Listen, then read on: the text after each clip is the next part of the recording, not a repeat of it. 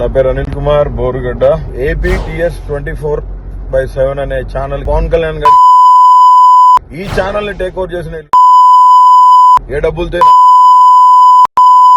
మహాసంప్రోక్షణలో నేను కేసు గెలిచినప్పుడు తిరుమల తిరుపతి దేవస్థానంలో రమణ దీక్షితులు గారు నేను కేసు గెలిచినప్పుడు అప్పుడు చంద్రబాబు నాయుడు మా మీద ఉత్తుపుణ్యాన్ని కేసులు పెట్టి నా మీద రమణ దీక్షితులు గారి మీద నోటీసులు ఇచ్చి ఆయన కిందకు దోసేసి నన్ను అనంతపురం జైల్లో FIR లేకుండా రిమాండ్కి పంపించాడు.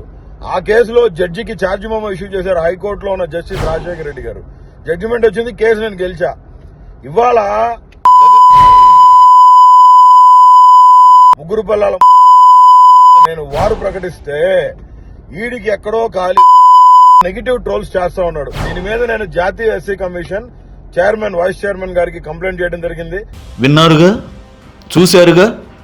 ఇది చూసి విన్నాక ఎవరికైనా డౌట్లుంటాయా? ఆయన ఎలాంటి వాడో తెలుసుకోవడానికి అన్ని బీపులు వేయాల్సి వచ్చిందంటే ఎంత దారుణమైన బూతులు వాడాడో అర్థం చేసుకోండి. అసలు ఆ తిట్లు తిట్టాలన్నా మనకు తట్టవు, ఎందుకంటే మనం ఆ పనులు చెయ్యం కాబట్టి. కానీ సార్కి అవే పనులు, అదే బిజీ. అందుకే అవే తిట్లు తన్నుకుంటూ వచ్చేస్తూ ఉంటాయి. పవన్ కళ్యాణ్ అయినా అదే భాష, చంద్రబాబు అయినా అదే భాష. వైసీపీ వాళ్ళకు కూడా అర్థమైంది ఏంటంటే రేపు అధికారం మారితే మన సార్ సైడ్ మార్చి వాళ్లను కూడా ఇలాగే తిడతాడని. టోటల్ క్యారెక్టర్ వాళ్ళు కూడా కనిపెట్టేశారు. మరి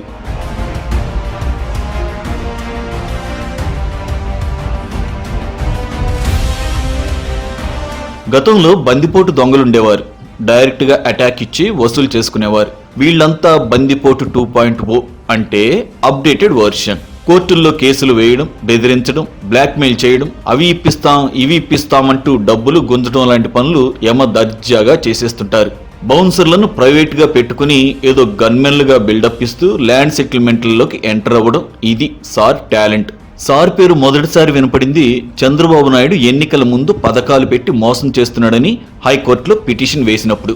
అది కొట్టేశారనుకోండి, అప్పటికే రిపబ్లికన్ పార్టీ ఫ్రాంచైజీని మొత్తం మీద తన టాలెంట్ మీద సంపాదించుకున్నాడు. ఇక ఆ ట్యాగ్ చాలు కదా, అలా కాస్త పేరొచ్చింది. తర్వాత ఇదే పార్టీకి కేంద్రంలో ఒక మంత్రి అధవాలే అని ఉన్నారు. ఆయన్ను ఏదో ఒక పని మీద వచ్చినట్లు విజయవాడకు రప్పించడం, ఆయన వెనక ఈయన అనుచరగణం తిరగడం, ఆ హంగామా అంతా మామూలుగా లేదు. ఒక కేంద్ర మంత్రితో తిరిగాక ఈయన వేసే గ్యాలానికి పడకుండా ఎవరుంటారు? చాలా మంది అలా పడే ఇలా సమర్పించుకుని తర్వాత పోలీసులకు చెప్పడంతో కేసులు బుక్ అయ్యాయి, అరెస్ట్ కూడా చేశారు.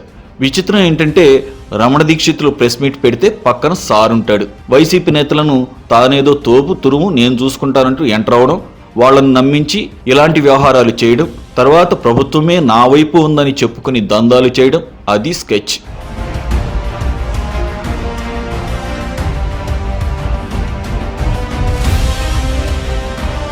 ఆయన అంత నీతిమంతుడైతే మీడియా గురించి, మీడియాలో వేసే వీడియోల గురించి ఎందుకు అంత టెన్షన్ పట్టం? సూర్యుడిపై ఉమ్మేసినంత లెక్కే కదా. అయినా ఆ ఫ్రస్ట్రేషన్ చూపించి తానేంటో ప్రూవ్ చేసుకున్నాడు. ఇలాంటి వారికి జనమే బుద్ధి చెప్పాలి. అరిచినంత మాత్రాన నిజాలు మారిపోవు, బెదిరించినంత మాత్రాన ఏవి ఆగిపోవు.